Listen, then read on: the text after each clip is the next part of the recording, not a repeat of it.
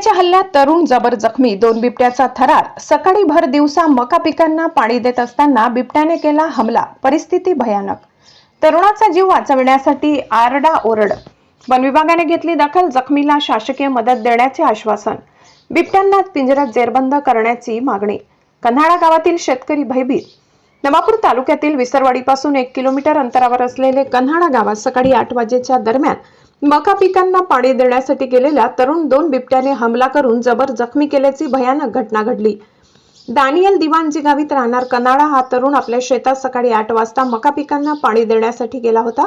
शेतात असलेल्या मोटरची पेटी जवळ जाऊन बटन दाबत असताना अचानक पिकांमधून 2 बिबटे धावत आले आणि दानियलला बिबट्यांनी पंजा मारून दोघे हातावर पाठीवर जबरी हमला करून जखमी केले। या घाबरलेल्या अवस्थेत त्याने जीव वाचवण्यासाठी जोरजोरात आरडाओरड केल्याने 2 बिबट्यांनी पळ काढला, अन्यथा मोठा अनर्थ झाला असता।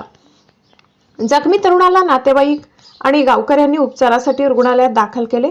जखमींची विचारपूस करण्यासाठी चिंचपाडा वन विभागाच्या वनक्षेत्रपाल प्राशा पगारे यांनी भेट देऊन शासकीय मदत मिळवून देण्याचे आश्वासन दिले आणि घटनास्थळी धाव घेत बिबट्यांनी पिंजऱ्यात जेरबंद करण्यासाठी तात्काळ पिंजरे लावण्यात येणार असल्याची माहिती दिली।